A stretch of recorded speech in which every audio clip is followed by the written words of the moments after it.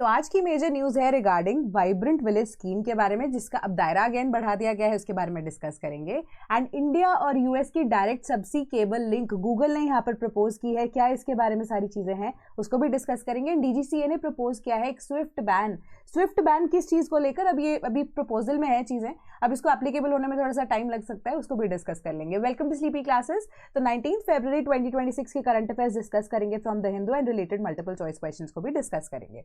तो अब मैंने कल एक कमेंट पढ़ा था जहां पर स्टूडेंट वाज आस्किंग कि फॉर बिगिनर्स आल्सो कि आपकी जो न्यूज़ है मैम जो आप पढ़ाते हो कि मुझे उसके रिलेटेड जो सब्जेक्ट है उसके बारे में बता दिया करो। सो अब पहले जो क्वेश्चंस होते हैं उनके तो ऊपर आपको पता ही होता है कौन से सब्जेक्ट लगे हुए हैं ना, कौन से इंपॉर्टेंटली पूछे जा सकते हैं, बट जिन पे अब क्वेश्चंस नहीं होते उनके बारे में मैं इन्फॉर्मेशन आपको यहाँ पर प्रोवाइड करती रहूंगी। ये कौन से सब्जेक्ट में आपको हेल्पफुल रह सकते हैं, is it important for your prelims perspective, is it important for your mains perspective, या दोनों के लिए रेलेवेंट है। ठीक है, उस चीज को हम डिस्कस कर लेंगे।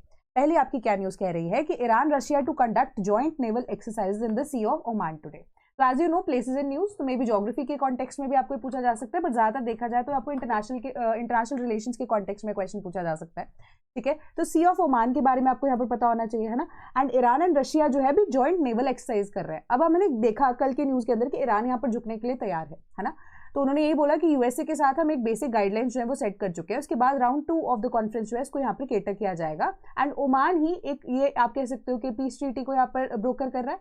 एंड उसके नेक्स्ट डे ही ईरान और रशिया यहाँ पर सी ऑफ ओमान के आसपास जॉइंट नेवल एक्सरसाइज को कंडक्ट कराते हुए क्या दिखा रहे हैं, एक शक्ति प्रदर्शन की तरह ही है ये।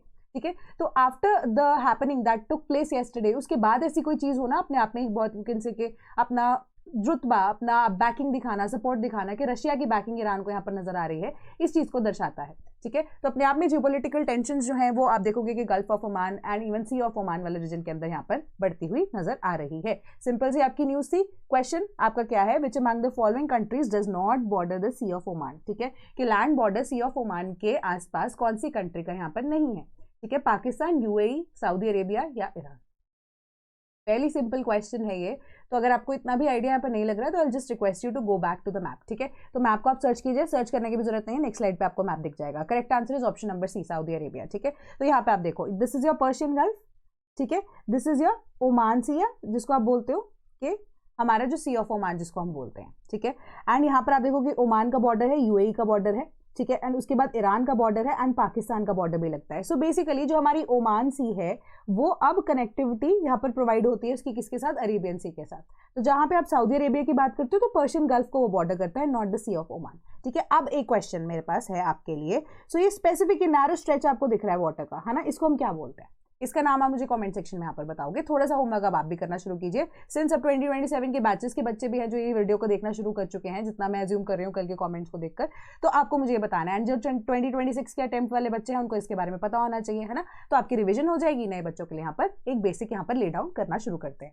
ठीक है, तो नेक्स्ट आपका क्वेश्चन है, यहाँ पर क्वेश्चन से पहले न्यूज को डिस्कस करते हैं। Over the counting derivatives RBI differs unique transaction ID. ठीक है, तो ये आपका किससे, इकोनॉमी के साथ डील करता है। इकोनॉमी में भी when we talk about markets का टॉपिक जब हम डिस्कस करते हैं ना, तो वहां पर आपको डेरिवेटिव्स, शेयर मार्केट्स के बारे में जब डिस्कस करते हो वहां पे ओवर द काउंटर डेरिवेटिव्स के बारे में इतना यहाँ पर मेरे को लगता नहीं है पढ़ाया जाता है, बट डेरिवेटिव्स की बात की जाती है। तो अब डेरिवेटिव्स होते क्या है, न्यूज क्या है वो देखते हैं।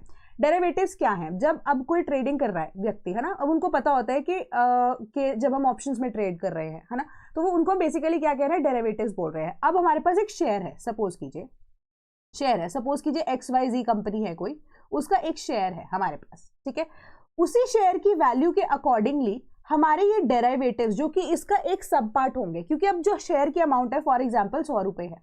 ठीक है, हर एक व्यक्ति 100 रुपए का एक शेयर तो परचेज नहीं कर सकता, एंड इनके शेयर की मूवमेंट कुछ भी आती है तो उसके अंदर उतना पैसा वो कमा नहीं पाएगा। सपोज कीजिए अनटिल अनलेस उसके पास बल्क में क्वांटिटी ना हो, है ना, 100 रुपए के शेयर है एंड 100,000 शेयर उसके पास नहीं होंगे, तब तक 1 रुपए या 2 रुपए का मूवमेंट इतना ज्यादा उसको यहाँ पर फर्क नहीं देने वाला है ना। अदरवाइज अगर शेयर 1 रुपए से गिरता है तो आपको तो 1 रुपए का लॉस हुआ, यहाँ पर 1 रुपए बढ़ता है या गिरता है ना। तो उसके लिए आपको शेयर मार्केटिंग में इक्विटी को परचेज करने के लिए, जिसको हम प्रॉपर कंपनी का शेयर बोलते हैं, उसको इक्विटी वर्ड यूज किया जाता है।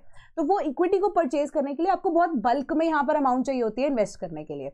तो अब यहाँ पर क्या किया गया, for the small portfolios also, कि ताकि लोग जो है अट्रैक्ट हो सके। प्लस अब जो ये शेयर है या जो इक्विटी की हम बात कर रहे हैं, इसी से ही डिराइव की जाती है एक पर्टिकुलर वैल्यू जो कि प्रीमियम बेस्ड होती है, एंड हर हफ्ते आप कह सकते हो इसकी सेटलमेंट होती है।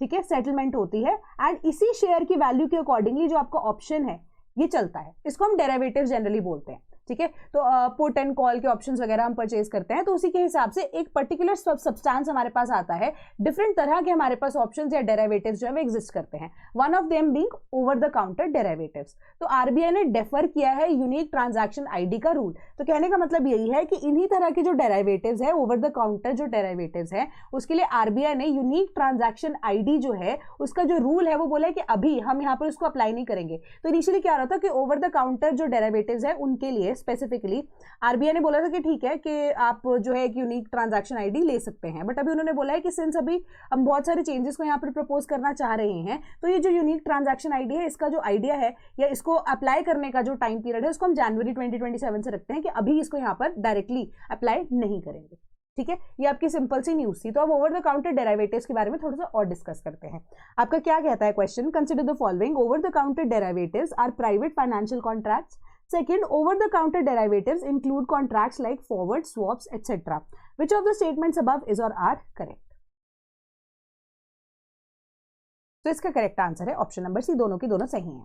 अभी ओवर द काउंटर वर्ड को समझो मेरी बात।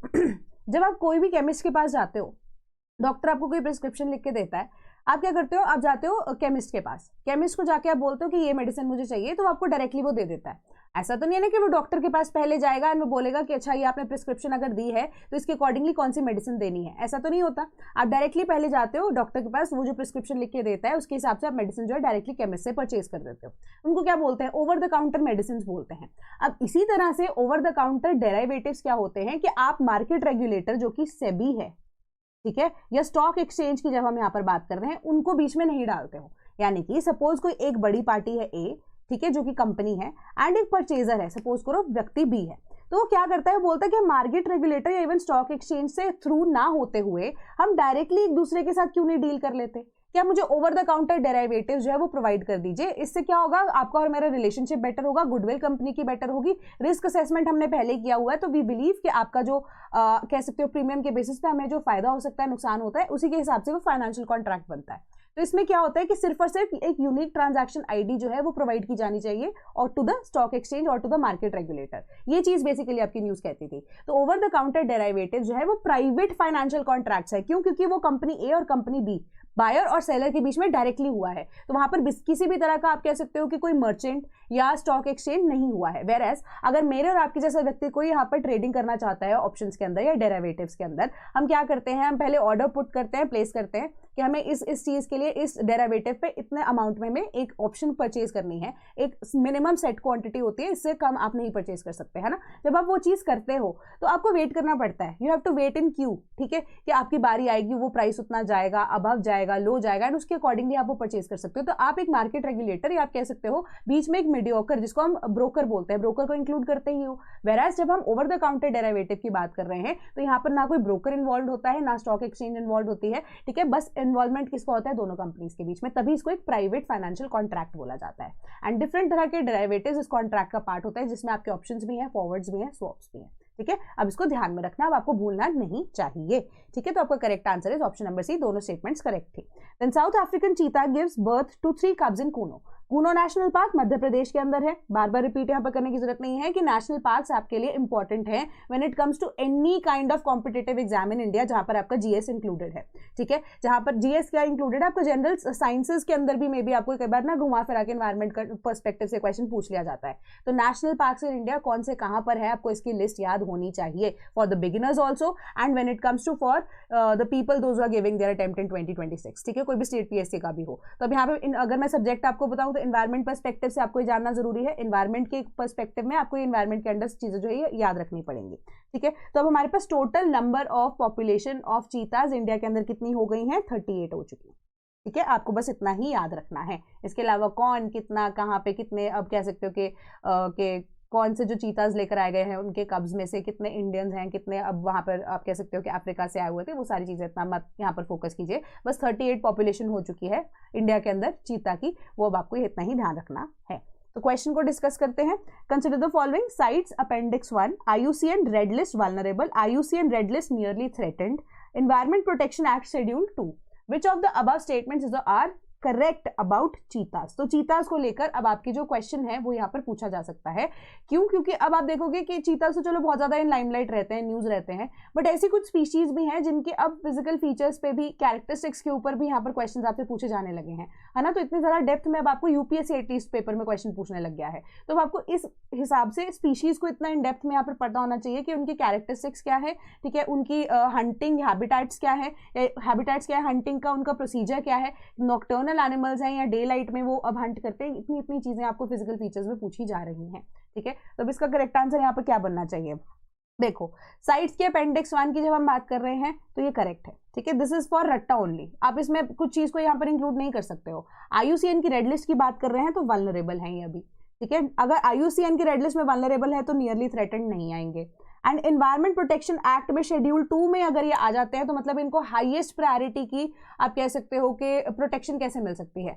शेड्यूल 1 के वो एनिमल्स हैं जिनके अंदर पोचिंग किसी भी तरह से अलाउड नहीं है, वेरा शेड्यूल 2 में देयर आर सर्टेन स्पीशीज जिनको अंडर सर्टेन सर्कमस्टांसेस, वैसे तो प्रोटेक्शन प्रोवाइड की गई है, अंडर सर्टेन सर्कमस्टांसेस इनको यहाँ पर यूटिलाइज किया जा सकता है for certain you can say different perspectives या डिफरेंट तरह के यूजेस, ठीक है। बट हाईएस्ट क्वालिटी या highest you can say protection अगर प्रोवाइड की जानी है to certain kind of species तो वो शेड्यूल 1 में ही आता है एनवायरमेंट प्रोटेक्शन एक्ट के, है ना। तो शेड्यूल 2 तो यहाँ पर नहीं आ सकता, तो ये स्टेटमेंट भी आपकी इनकरेक्ट है। सिंपल क्वेश्चन था ये उन लोगों के लिए, उन बच्चों के लिए जिनको आइडिया है कि किस तरीके से पढ़ना है ना। एंड फॉर द स्टूडेंट्स जो कि भी बेसिक से यहाँ पर शुरू कर रहे हैं उनको मैं ये चीज बता दूं कि ऐसी कोई भी स्पीशीज होती है जनरली वो शेड्यूल 1 में ही कंसिडर होती हैं। मेजॉरिटी ऑफ द स्पीशीज जो है वो शेड्यूल 1 की ही यहाँ पर रहती हैं, तो इस चीज में यहाँ पर कंफ्यूज मत होना। बाकी साइट्स की जब हम बात कर रहे हैं, अपेंडिक्स 1 है, 2 है या IUCN की जो रेड लिस्ट है, इनका आपको थोड़ा सा रट्टा लगाना ही पड़ेगा। तो these things are for you can say कि जो आपको मतलब आप रोट लर्निंग के पर्सपेक्टिव से या पॉइंट ऑफ व्यू से अगर देखा जाए तो आपको करना ही पड़ेगा।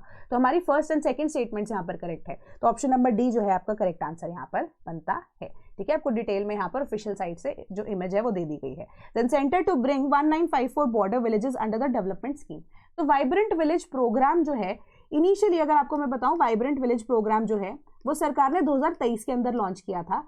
एंड 2023 में जब लॉन्च किया गया था तो बेसिक आइडिया वाज कि डेवलप की जाएंगी वो सारी विलेजेस जो कि चाइना के बॉर्डर के आसपास लोकेटेड है और इंडियन स्टेट्स के आसपास है ना, कि चाइना के साथ से जितनी भी इंडियन स्टेट्स हमारी बॉर्डर करती हैं, ठीक है, उनकी यहाँ पर जो बॉर्डर विलेजेस हैं उनकी डेवलपमेंट की जा सके, बेटर रोड कनेक्टिविटी उनको प्रोवाइड की जा सके, बेटर हाउसिंग फैसिलिटीज उनको प्रोवाइड की जा सके। एंड इसका ही अगर आप देखो तो सेकेंड पार्ट जो है वो अब 2025 के अंदर लॉन्च किया गया था, ठीक है। फर्स्ट पार्ट 2023 में, सेकंड पार्ट इसका 2025 में लॉन्च किया गया था।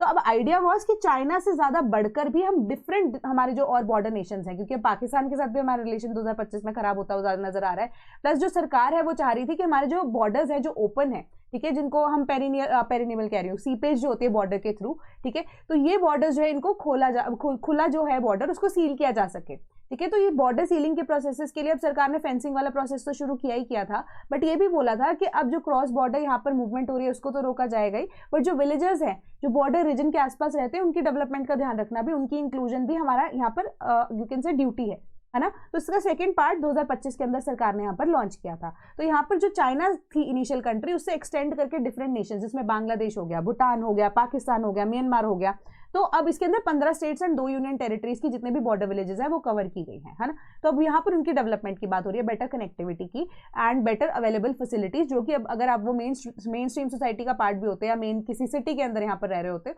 उनको वो प्रोवाइड की जाए। And the main idea is कि वो जो लोग हैं बॉर्डर रीजन के आसपास रह रहे हैं उन्होंने बहुत ज्यादा सहा है ना, कि बहुत सारे कोई भी ऐसे इश्यूज हो जाते हैं तो सबसे पहले फर्स्ट लाइन ऑफ डिफेंस के लिए वही सबसे अवेलेबल होते हैं पहले, है ना।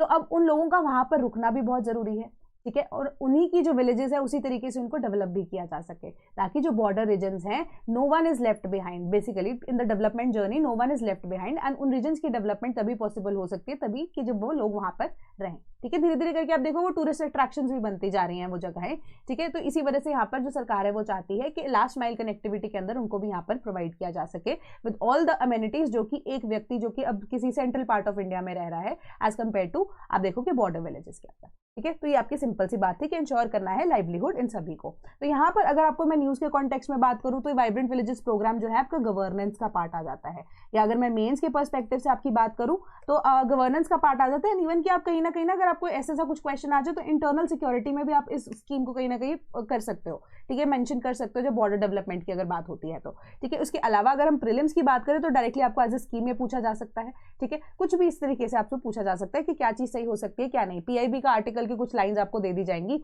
एज अ क्वेश्चन फॉर्मेशन में आपको दे दिया जाएगा, एंड सिमिलर काइंड ऑफ चीज मैंने भी की है, ठीक है। एंड इवन आई फॉरगॉट के न्यूज़पेपर में मैंने आपको ऑलरेडी वो चीज मेंशन करके दे दिया, चलो कोई बात नहीं। तो consider the following, first statement कह रही है vibrant villages programme is in general is a centrally sponsored scheme. Second, central government has approved the Vibrant Villages Program 2 in 2025. Which of the statements above is or are correct? Second statement already मैं आपको बता चुकी हूँ, वैसे तभी मैं बोल रही थी मैंने कुछ गड़बड़ी यहाँ पर करी है, बट चलो कोई बात नहीं। सेकंड स्टेटमेंट आपको पता है कि वाइब्रेंट विलेज प्रोग्राम जो 2 है वो 2025 के अंदर हुआ था लॉन्च, ठीक है, अप्रैल 2025 के अंदर, एंड जो फर्स्ट पार्ट था इसका 2023 में 15 फरवरी 2023 को हुआ, ठीक है। And vibrant villages programme in general यहाँ पर पूछा गया है क्योंकि first part and second part है is a centrally sponsored scheme, तो ये इनकरेक्ट स्टेटमेंट है, ठीक है, कि पहला पार्ट जो है सरकार ने as a centrally sponsored scheme इसको किया था लॉन्च, बट सेकंड पार्ट की जब हम बात कर रहे हैं जो 2025 में यहाँ पर इसको लॉन्च किया गया तो वो सेंट्रली सेक्टर्ड स्कीम इसको बना दिया गया है। तो सेंट्रल गवर्नमेंट सेकंड पार्ट को कंप्लीटली खुद से देख रही है। फर्स्ट पार्ट में अगर आप देखो तो central government and state government यहाँ पर मिलकर काम कर रही थी, ठीक है। तो ये अब टोटल के टोटल आपकी जो बी ऑप्शन है करेक्ट है, मतलब सेकंड स्टेटमेंट हमारी करेक्ट है। Then order on 18% US tariffs likely in 3-4 days sources. तो अब ये जो न्यूज़ की जब हम बात कर रहे हैं, टैरिफ्स की बात कर रहे हैं, है ना, तो ये आपके इंटरनेशनल रिलेशंस में कहीं ना कहीं आपको हेल्प कर सकता है, प्लस आप जब इकोनॉमी के आंसर्स लिखते हो तब आपको यहाँ पर हेल्प किया जा सकता है, ठीक है। तो ये आपके इस तरह से आपको हेल्प करेगा कि आपको सिर्फ ये आइडिया लग जाए कि जैसे आप हिस्ट्री में कहानी नहीं पढ़ते हो वैसी ही कहानी से आप कुछ कुछ पॉइंटर्स जो है वो निकालते जाओगे अपने मेंस के आंसर के अंदर, तो आपको ये आइडिया लग सकता है कि इंडिया जो है उसकी इकोनॉमी अभी ग्रो क्यों कर रही है। उसके पीछे का रीजन हम ये लगा सकते हैं, हमारा फ्री ट्रेड एग्रीमेंट हुआ यूरोपियन यूनियन के साथ, यूएस के साथ जो हमारा ट्रेड डील थी वो बेटर हो गई कि हमारे 50% से 18% तक टैरिफ रह गए। एंड पिछले साल अगर हम यहाँ पर देखें कि हमारा जो फिशरी सेक्टर है वो इतना ज्यादा यहाँ पर क्यों हैम्पर हुआ था, अगर आपसे कोई क्वेश्चन पूछे तो बोलो फिशरी सेक्टर, टेक्सटाइल सेक्टर सबसे ज्यादा यहाँ पर क्यों प्रॉब्लमेटिक सिचुएशन में था। इसके पीछे का रीजन यही है कि टैरिफ जो है वो यूएस की मार्केट की वजह से हमारे ऊपर लगा दिए गए थे, ये यूएसए ने हमारे ऊपर टैरिफ्स लगाए रिटेलिएशन में किस चीज के, कि हम रशिया से ऑयल परचेज कर रहे थे। तो यहाँ पर आप डायरेक्टली चीजों को कोट नहीं कर सकते हो, बट आपको बस स्टोरी या आइडिया होना चाहिए कि क्या सिचुएशन वहां पर चल रही है ना, तभी आप मेंशन कर पाओगे इस चीज को कि फिशरी सेक्टर जो है वो यहाँ पर क्यों इतना सफर किया, टेक्सटाइल सेक्टर सफर हुआ, इवन हमारा ज्वेलरी सेक्टर जो है वो भी बहुत ज्यादा सफर हुआ, या हमारे जो ट्रेड डेफिसिट है वो क्यों इतना ज्यादा बढ़ा। तो इस तरीके से आपको चीजों को फ्रेम करना पड़ेगा। हर एक न्यूज जो है वो आपको डायरेक्टली यहाँ पर आंसर नहीं देती है, आपको सिर्फ एक एक दो पॉइंटर्स यहाँ पर उठाकर देने पड़ते हैं, तभी मैं आपको ये बता रही हूँ कि इंपॉर्टेंट पॉइंटर्स को ये डिस्कस करते हैं, है ना। उन्हीं पॉइंटर्स को डिस्कस करके आप किसी चीज को यहाँ पर बता सकते हो, अच्छा ट्रेड डेफिसिट हुआ, this can be one of the reason, है ना, ट्रेड हमारे सरप्लस अगर हो रहा है कहीं पे, this can be one of the reason, है ना। तो ये सारी चीजें इस हिसाब से होंगी। तो 18% जो है यूएस टैरिफ अब हमारे ऊपर 3-4 दिन के अंदर आ जाएगा। तो आपके न्यूज के मेजर पॉइंटर्स यहाँ पर ये कहते हैं कि 50% टैरिफ इंडिया के ऊपर लगा दिया गया था पिछले साल, क्योंकि हम रशिया से ऑयल परचेज कर रहे थे, ठीक है, इवन एट लोअर कॉस्ट। तो इंडिया ने प्रॉमिस किया कि हम कट करेंगे अपने सप्लाईज को, ऑल्दो ये जो स्टेटमेंट है अगेन अपने आप में बहुत ज्यादा कॉन्ट्रोवर्शियल है। यूएस बोलता है कि इंडिया ने तो बोला था हम कंप्लीटली खत्म कर देंगे, वो चीज यहाँ पर पॉसिबल नहीं हो सकती, है ना। तो चलो उसके बाद क्या होता है कि अब जब हमारी आप कह सकते हो कि परचेज फ्रॉम यूएस से इंक्रीज परसेंटेज की या वॉल्यूम के बेसिस पे, एंड रशिया से जो परसेंटेज हम इंपोर्ट करते थे वो कम होना शुरू हुआ, तो अब क्या होता है कि 50% से वो एक्स्ट्रा 25% जो रिटेलिएटरी, तरह से रिटेलिएटरी भी नहीं, या आप कह सकते हो कि जो टैरिफ हमारे ऊपर एक्सेसिवली लगाया था वो हटा दिया गया था 7 फरवरी को। अब ये 25 से 18% जो फाइनली आएगा, ठीक है, तो वो अब कब होगा, आने वाले 3-4 दिन के अंदर एप्लीकेबल हो सकता है, ठीक है। तो जो पेनल्टी है इंडिया के ऊपर हटा दी गई 7 फरवरी से, वो लागू हो चुकी है, एंड 25 से 18% पे हम कब आएंगे, अब 3-4 दिन के अंदर वो हो सकता है, बेटर हो सकता है। Then Google plans India US direct subsea cable link. तो अब इसको किस में यूज कर सकते हो सब्जेक्ट वाइज, अगर आप देखो यहाँ पर सॉरी, तो गूगल प्लान कर रहा है इंडिया के साथ, गूगल यूएस कंपनी है, इंडिया और यूएस की कंपनी जो है डायरेक्ट सबसी लिंक यहाँ पर केबल की जो लिंक है वो प्रोवाइड करने की बात कर रही है। Talks about internet, talks about AI, तो ऑटोमेटिक सी बात है ना, तो ये आपका किसके साथ लिंक करेगा, ये आपका साइंस एंड टेक्नोलॉजी के साथ यहाँ पर लिंक करेगा, ऑल्दो नॉट डायरेक्टली, बट आप इस चीज को अगेन मेंशन कर सकते हो कि हाँ डेवलपमेंट के कंटेक्स्ट में, या एआई जो है, एआई समिट इंडिया अगर होस्ट कर रहा है तो एआई की जो पेनिट्रेशन लेवल अगर आप देखोगे इंडिया के अंदर बहुत ज्यादा होगा, एआई को हब यहाँ पर बनाने की बात की जा रही है ना। अब तो जीपीयू प्रोसेसर्स की भी कल हमने न्यूज यहाँ पर देखी थी, तो वो सारी की सारी आपकी साइंस एंड टेक्नोलॉजी में कहीं ना कहीं यूज हो सकती है। एंड एआई से रिलेटेड इस बार इफ नॉट यूपीएससी बट बाकी state PSC and even normal exam जो है वहां पर क्वेश्चन आने के बहुत ज्यादा चांसेस है। तो थोड़ा सा इसको पढ़ लेना, क्योंकि यूएससी जो है, यूपीएससी जो है वो अब ज्यादातर लाइमलाइट में आने वाली चीजें जो है नहीं पूछता है, but still we cover it, क्योंकि कई बार पूछ भी लेता है। क्योंकि लास्ट टाइम अगर आप देखो ऑपरेशन सिंदूर के टाइम पे हम सोच रहे थे कि अभी तो यूपीएससी का पेपर पास आ चुका है कि यूएवीज के बारे में, ऑपरेशन सिंदूर के बारे में जनरली कोई क्वेश्चन नहीं आएगा, बट यूएवीज पे क्वेश्चन आपको पूछा गया था। तो इतना ज्यादा अनप्रेडिक्टेबिलिटी है, तो हम उसको भी पढ़ लेते हैं यहाँ पर, ठीक है। तो गूगल का बेसिक यहाँ पर आइडिया क्या है कि पहले फेसबुक, जिसकी जो अब मेटा बन चुकी है, फेसबुक और इंडिया का ऐसा पहले डायरेक्ट ये लिंक था, ठीक है, कि सबसी केबल लिंक जो है वो ले डाउन की जाएगी। उसके बाद अब आप देखो कि गूगल ने प्लान किया है कि अब हम अगेन एक सबसी लिंक यहाँ पर इंडिया के साथ बनाना चाहते हैं, क्योंकि एआई की जो बेटर कनेक्टिविटी है या एआई की डेवलपमेंट की बात की जा रही है, या जो सरकार है वो टैक्स फ्री या टैक्स हॉलीडे जो है 2047 तक अनाउंस कर चुका है। तो एआई का हब अगर हम इंडिया बनाना चाहते हैं तो हम अट्रैक्ट कर रहे हैं इन्वेस्टमेंट्स को, है ना। तो गूगल इन्वेस्ट करना चाहता है इंडिया के अंदर, एंड वही इन्वेस्टमेंट के तौर पर उन्होंने बोला कि पहले हम सिंगापुर की लाइन के थ्रू यहाँ पर कनेक्टिविटी प्रोवाइड कर रहे थे इंडिया को, बट अब हम एक डायरेक्ट लिंक जो है वो प्रोवाइड करना चाहेंगे इंडिया को, एंड एआई की डेवलपमेंट हो, एंड एआई की डेवलपमेंट इंडिया के अंदर ही हो, ताकि जो सिटीजन सेंट्रिक अप्रोच है सरकार की, कल भी सरकार में स्पेसिफिकली मोदी जी ने यही चीज बोली थी कि सिटीजन सेंट्रिक अप्रोच के हिसाब से ही आपको एआई को डेवलप करना चाहिए, तभी उसकी पॉजिटिव यूज हो सकता है। नेगेटिवली अगर आप उसको यूज करते हो तो बहुत ज्यादा घमासान भी यहाँ पर मच सकता है, तो पॉजिटिविटी के ऊपर ज्यादा फोकस किया जा सके। तो वही सिटीजन सेंट्रिक एआई की डेवलपमेंट के लिए जितने भी लैब्स यहाँ पर बैंगलोर जैसी जगहें हैं वहां पर डेवलप की गई हैं, तो इन्हीं लैब्स के अंदर अब जो बच्चे हैं जो सीखना चाहते हैं या जो स्टूडेंट्स हैं जो इंटरेस्टेड हैं उनको सिखाया जाएगा, एंड धीरे धीरे करके रोल आउट किए जाएंगे लोकल एआईस, जिनको फर्दर इंडक्ट भी किया जा सकता है एट इंटरनेशनल लेवल। तो आप सोचो कि गूगल के साथ एसोसिएशन में कोई एक व्यक्ति जो है वो सीख रहा है, एंड उनका एआई का जो प्लान है अगर वो मॉडल है वो एक्सेप्ट भी हो जाता है, ठीक है, लैंग्वेज लर्निंग मॉडल्स बोलते हैं हम इनको, लैंग्वेज लर्निंग मॉडल अगर एक्सेप्ट हो जाता है तो उन्हीं लैंग्वेज लर्निंग मॉडल्स के थ्रू अगर आपको गूगल की ही कोलैबोरेशन लेटर ऑन मिल जाती है तो आप कितना पैसा कमा सकते हो, ठीक है। So there is a future that Google is seeing in India, क्योंकि इंडिया का आप देखो कि पॉपुलेशन यहाँ पर जो डिविडेंड है, ठीक है, demographic dividend is the word which we use, तो ये डेमोग्राफिक डिविडेंड जो है वो तभी यहाँ पर फुलफिल हो सकता है ना, तभी जो कि जो स्किल डेवलपमेंट यहाँ पर प्रॉपर तरीके से हो सके, and AI is one of such streams जहां पर आपको कुछ ऐसे कोडिंग की भी इतनी ज्यादा रिक्वायरमेंट नहीं रह रही है ना, तो अगर है भी तो उसको आप सीख सकते हो विद इन 6-7 मंथ्स। तो ये सारी चीजें जो है यहाँ पर सिंप्लीफाई करते हुए आपको बोला गया गूगल के द्वारा कि हम ये डायरेक्ट सबसी लिंक जो है वो प्लान कर रहे हैं। तो फ्यूचर प्रोस्पेक्ट्स को यहाँ पर देखकर चीजें हो रही हैं। अदानी ने भी कल जो है वो ये चीज बोली कि $250 बिलियन की investment, it is not a small investment which Adani group is doing, है ना, तो वो अगर करने को तैयार है तो वो they are also setting foot into it. तो ये सारी चीजें हैं। Then Supreme Court panel to guide जजेस ऑन सेंसिटिविटी एंड कंपैशन। तो अब यहाँ पर क्या होता है कि एक केस आता है, I will not take the name of the victim, ठीक है, तो we will be you know sensitive and compassionate here. तो बेसिकली अब केस क्या आता है, तो सुप्रीम कोर्ट के पास कि एक कोई जजमेंट है वो लोअर कोर्ट ने यहाँ पर दी, ठीक है, हाई कोर्ट की तरफ से आई ये स्टेटमेंट जो जजमेंट है उसके अंदर एक विक्टिम है हु वाज अ माइनर, ठीक है, she was a girl, minor है, उनके साथ दुष्कर्म की एक्टिविटी यहाँ पर कंडक्ट हुई व्हाटएवर, ठीक है। तो अब उसके बाद जो फाइनली अब जब जजमेंट दी गई, पास की गई, तो वहां पर विक्टिम को आप कह सकते हो सेंसिटिविटी के साथ डील नहीं किया गया, या जो जजमेंट है वो प्रोवाइड की गई उसके अंदर काफी सारी ऐसे शब्दों का उपयोग किया गया था विच वर नॉट करेक्ट, ठीक है, क्योंकि आपको सिंपथाइज करना पड़ेगा यहाँ पर, डिग्निटी के साथ, कंपैशन के साथ किसी भी विक्टिम को ट्रीट करना पड़ेगा। एंड यहाँ पर हाईकोर्ट ने बस यही चीज के बारे में मुद्दा बोला कि जो वर्ड्स यहाँ पर यूज किए गए थे वो लोकल लैंग्वेज में कन्वर्जन के साथ किए गए थे, कि अब उसका मतलब कुछ और निकलता है तो हमें नहीं पता। तो to which Supreme Court said कि हमारे पास पैनलिस्ट इतने बैठे हुए हैं, हमारे पास डिस्टिंग्विश्ड जूरिस्ट जो है आपकी कंसल्टेशन के लिए अवेलेबल हैं, तो why not approach them and ask them कि जो रीजनल लैंग्वेजेस हैं उनमें भी आप डिग्निटी के साथ ऑर्डर पास करोगे, क्योंकि कई बार आप जजमेंट देखते हो ना जब, तो वो डिफरेंट लैंग्वेजेस में भी होती है, इंग्लिश में होती है, ठीक है, एंड जो ऑफिशियल लैंग्वेजेस होती है उनके अंदर भी होती है ना, तो लोकल लैंग्वेज में भी अगर आप उसको ट्रांसलेट करो उसका मतलब कई बार चेंज हो जाता है। तो अब सेंसिटिविटी एंड कंपैशन के साथ आपको विक्टिम को ट्रीट करना ही पड़ेगा, अदरवाइज आप देखो कि क्योंकि अब वो विक्टिम है, वो थी भी माइनर, है ना, तो पॉक्सो एक्ट तो ऑलरेडी यहाँ पर लग ही रहा है। तो आप बोल रहे हो कि ये जो जजेस है ना, जो पैनल्स हैं, दे मस्ट बी अवेयर कि आप किस पोजीशन पे हो, किस अथॉरिटी पे हो, एंड आपको किस तरीके से सिटीजन सेंट्रिक अगेन अप्रोच को यहाँ पर अपनाते हुए कि आप किस तरीके से जजमेंट पास कर रहे हो कि लोकल लैंग्वेज में अगर उसका मीनिंग चेंज हो रहा है या उसका मतलब एक्चुअली में क्या होना चाहिए, तो you should consider the people जो ट्रांसलेशन उस तरीके की कर सकते हैं,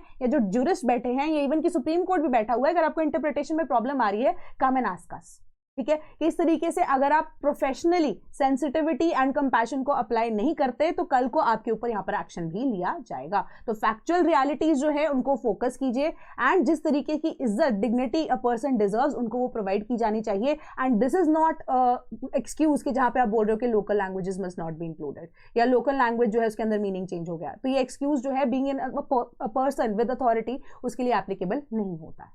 ठीक है, ये आपको सिंपल सी चीज बताई गई है।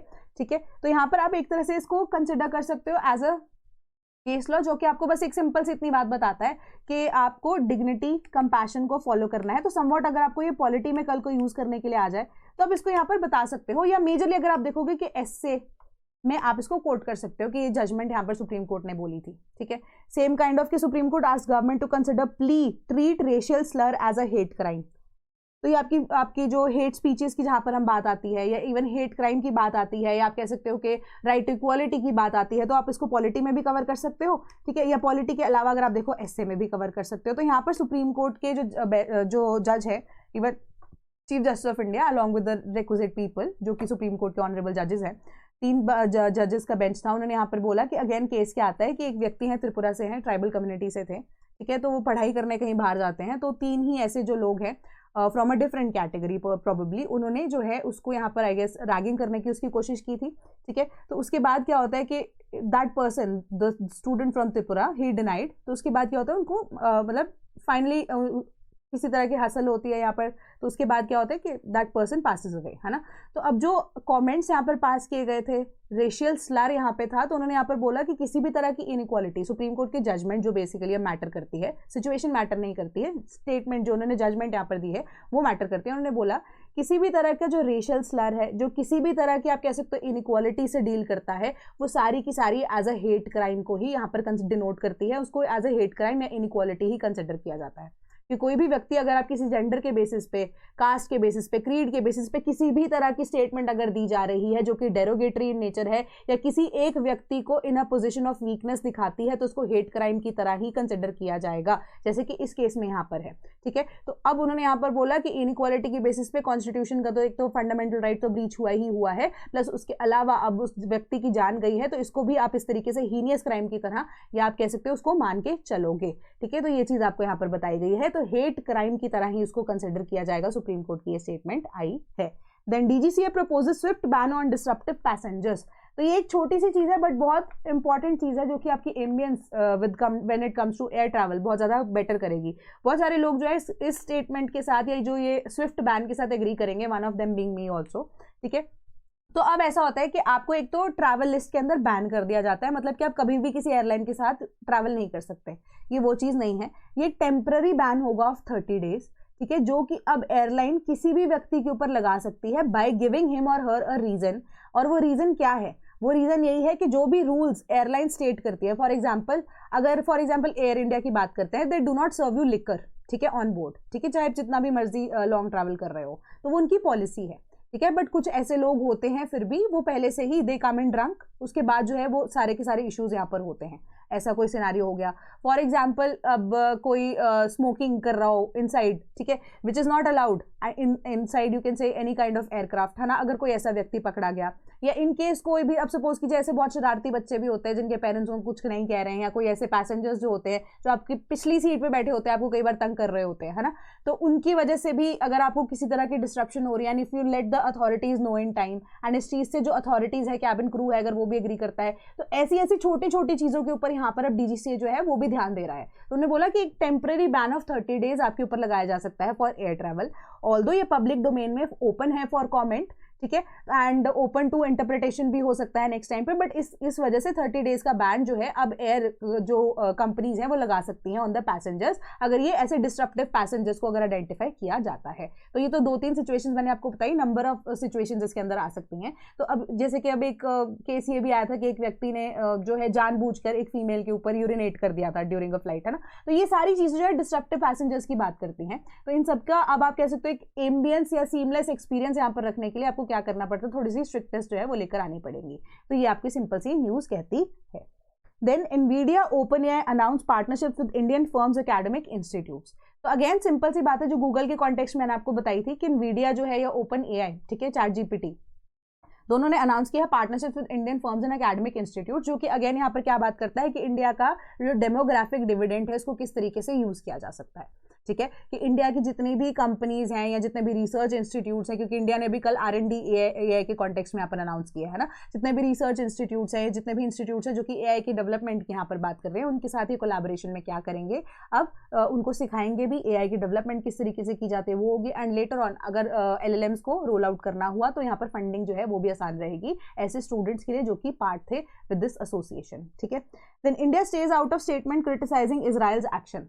तो इजराइल के एक्शन में इनिशियली अगर आप देखो टू नेशन थ्योरी को इंडिया ने यूनाइटेड नेशंस में प्रपोज यहाँ पर जब यूएसए ने किया था उसके ऊपर हामी भरी थी, बट अब अगर आप देख रहे हो कि इजराइल के ऊपर जो एक्शंस लिए जाने चाहिए या इजराइल के एक्शंस जो पैलेस्टीन के अंदर हुए हैं फाइनली उसको अब रोल आउट किया गया था, जो स्टेटमेंट जो कि एंडोर्स की गई थी लीग ऑफ अरब नेशंस के द्वारा, यूरोपियन यूनियन के द्वारा, ब्रिक्स के फाउंडर मेंबर्स के द्वारा, ठीक है, एंड इवन कि इंडिया के क्वाड पार्टनर्स के द्वारा भी, जिसके अंदर ऑस्ट्रेलिया एंड जापान है। ठीक है, क्वाड के अंदर वैसे यूएसए और इंडिया भी इंक्लूडेड है, तो यूएसए इंडिया जो है इसका पार्ट नहीं थे। ऑस्ट्रेलिया एंड जापान की बात करें तो जिन्होंने भी ये एंडोर्स की है स्टेटमेंट, तो उन्होंने उसके अकॉर्डिंगली क्रिटिसाइज किया जा रहा था इजराइल के एक्शंस को इन पैलेस्टीन। तो इंडिया ने इसके अंदर अब आप कह सकते हो कि अब्सटेन ही किया है from voting. One of the reason being कि अब आप देखोगे कि जो डेलीगेशन है, इवन पीएम मोदी ऑल्सो ही is due to visit Israel, ठीक है, आने वाले टाइम में। तो इंडिया और इजराइल के रिलेशनशिप जो है, क्योंकि अब इंडिया जो क्या कर रहा है, अब इसको अब कैसे ऐसे खिचड़ी पकी हुई है बहुत ज्यादा, मैं बताती हूँ क्या सिचुएशन है। इजराइल के साथ इंडिया के रिलेशन शुरू से ही अच्छे रहे हैं, पहली चीज। ठीक है, दूसरी चीज, अभी इजराइल जो है वो बेस्ट फ्रेंड है किसका, यूएसए का। ठीक है, और इंडिया इजराइल के रिलेशन मैंने आपको पहले बताया वो बेटर रहे हैं, बट यूएसए के साथ इंडिया के जो रिलेशन है वो पीछे से थोड़े से हैम्पर हो गए थे, एक सिचुएशन ये भी है। प्लस इजराइल के एक्शंस जो हैं वो गुडविल को यहाँ पर इजराइल के दिखा रहे थे, क्योंकि नेतन्याहू के ऊपर करप्शन के चार्जेस भी लगे हुए थे, जिससे अभी वो फ्री हो चुके हैं। ठीक है, तो उस चीज को यहाँ पर अभी ध्यान में रखो। तीसरी चीज यहाँ पर आपको यही बोली जा रही है कि इजराइल के जो एक्शंस है वो गुडविल तो खराब कर ही रहे थे, बट इंडिया को अभी यूएसए को केटर करने के लिए, टैकल करने के लिए क्या करना था, अपनी मार्केट्स को भी खोलना था डिफरेंट रीजन में। तो हम गल्फ वाले रीजन यानी कि इस्लामिस्ट नेशंस की तरफ बढ़े।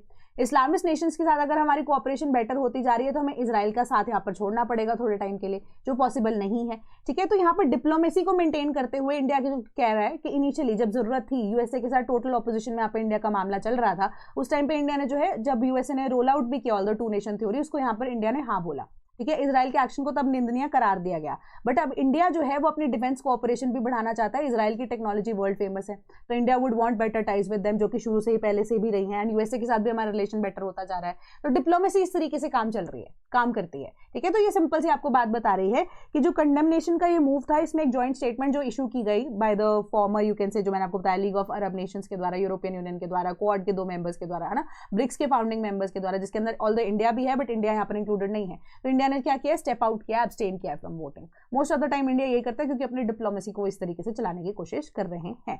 Then high altitude CRPF bases set up in J and K to check foreign threats. ठीक है, तो ये आपकी बॉर्डर स्टेट्स की यहाँ पर बात कर रहे हैं, स्पेसिफिकली जेएंडके के कॉन्टेक्स्ट में, कि 6000 फीट से भी ऊपर मिलिटेंसी एक्टिव देखी जा रही है in the border Nations. Border Nations में भी स्पेसिफिकली जेएंडके की स्टेट की जब हम बात करें, पाकिस्तान के कॉन्टेक्स्ट में चीज को यहाँ पर बोला जा रहा है। तो अब सीआरपीएफ के जो जवान हैं वो अब हाई जो आप ऑल्टीट्यूड बेसिस है वहां पर उनको एस्टैब्लिश किया गया है। डिफरेंट तरह के जो आप कह सकते हो कि, हालांकि ये न्यूज़ को इतना ज़्यादा इन डिटेल हम डिस्कस नहीं कर सकते, ठीक है, because of security reasons also, but जितनी भी इंपॉर्टेंट चीज़ें यहाँ पर आपको बताई गई हैं कि जो ऑफिशियल जो है उन्होंने ये बोला कि जो बेसिस है 15 to 20 सीआरपीएफ पर्सोनल्स की है, जो कि लॉन्च कर रहे हैं सर्च एंड असॉल्ट ऑपरेशंस को at heights where there are suspected कि दे आर टेकिंग शेल्टर्स। ठीक है, तो अब जो एस्टैब्लिश हमारे पास बेसिस है उनको रिकॉग्नाइज करके उनको एलिमिनेट करने की यहाँ पर बात की जा रही है।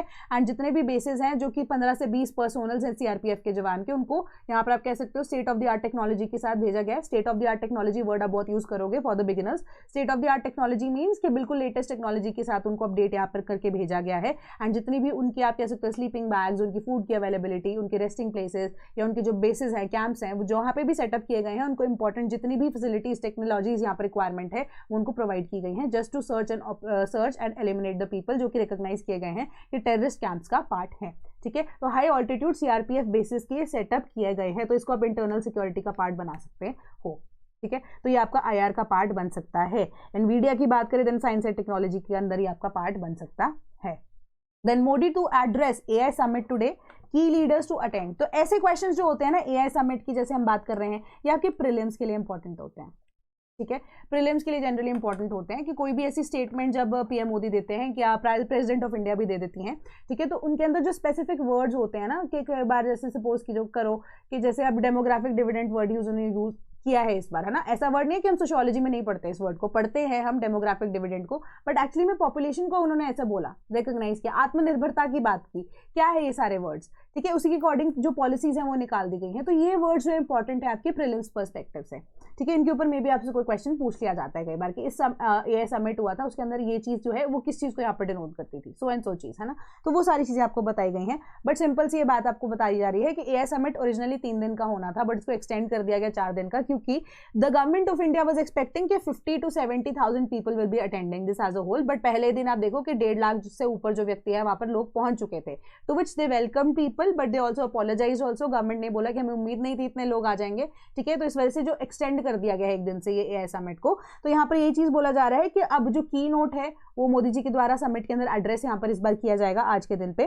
तो फेलो वर्ल्ड लीडर्स जो हैं या सीनियर टेक एग्जीक्यूटिव्स हैं वो भी यहाँ पर ज्वाइन करेंगे। एंड मेजर आइडिया यहाँ पर क्या है कि एक्सपो को एक्सटेंड किया गया है। अब हाँ, ऑब्वियस ही बात है कि जो फ्रांस के आप कह सकते हो प्रेसिडेंट है इमैनुअल मैक्रोन, उनके साथ उनका जो रिलेशनशिप है मोदी जी का, वो आप कह सकते हो बहुत बेटर तरीके से यहाँ पर नजर में आ रहा है, क्योंकि इंडिया ने एंड फ्रांस ने कल ही अपने 10 साल की जो डिफेंस कोऑपरेशन है उसको आगे के लिए बढ़ा दिया है ना। 10 साल का एग्रीमेंट जो है फ्रांस के साथ हो चुका है। So he is very welcoming, democracy को यहाँ पर प्रमोशन होती हुई नजर आ रही है। तो ये सारी चीजें जो है बहुत इंपॉर्टेंट है। इसी के बेसिस पे AI को कैसे डेवलप किया जा सकता है, एंड जो डिग्निटरीज यहाँ पर आई हैं उनकी एस्टैब्लिशमेंट की बात की जा रही है, किस तरीके से इंडिया जो अट्रैक्ट कर सकता है ग्लोबल इन्वेस्टर्स को, उसी के ऊपर सरकार या इवन मोदी जी बात करने वाले हैं। तो क्लोज टू पब्लिक जो समिट है वो थोड़े टाइम के लिए यहाँ पर वैसे एक्सेसिबिलिटी जो है पब्लिक के लिए क्लोज कर दी गई है, 1 या 2 दिन के लिए पब्लिक एक्सेस यहाँ पर होगा, क्योंकि बहुत सारे लोग जो है वो एंटर हो चुके थे। 400 से ज्यादा एग्जिबिटर्स है, स्टार्टअप्स हैं, ठीक है, कॉर्पोरेट फर्म्स है जो इसका हिस्सा जो अपने AI को भी यहाँ पर डेवलप करके दिखा रही है, पोर्ट्रे कर रही है। इवन की कल हमने मिलिट्री की भी बात की थी, है ना, कि मिलिट्री सेक्शन में आप देखोगे कि एकम जैसे जो AI सिस्टम्स है इंटीग्रेटेड तरीके से, है ना, उनको भी यहाँ पर डेवलप किया गया है। तो कैसे उसको और ज्यादा बेटर किया जा सकता है ना, एंड किस तरीके से अगर उसको ग्लोबल रिकॉग्निशन भी यहाँ पर मिल जाती है, टाई अप भी मिल जाता है किसी और कंट्री के साथ, तो इंडिया जो है अब AI एज अ सर्विस को भी मे भी हो सकता है एक्सपोर्ट करना शुरू कर दे। मल्टीपल चीजें यहाँ पर पॉसिबल हैं। तो यही ऐसा होता है ना कि बात करने से कुछ ना कुछ यहाँ पर आइडिया निकल के आते हैं। तो यही AI से रिलेटेड जो भी चीजों को इनकलकेट किया जा सकता है वो यहाँ पर डिस्कस किया जाएगा। एंड जो स्पीच में यहाँ पर आज के दिन बोला जाएगा, कल अगर वो इंपॉर्टेंट ऐसा कुछ वर्डिंग्स उसके अंदर दी गई तो वो हम डिस्कस यहाँ पर कर लेंगे। तो प्रीलिम्स पर्सपेक्टिव से बस आपको इतना यहाँ पर आइडिया होना चाहिए, इससे ज्यादा और कुछ भी नहीं, ठीक है।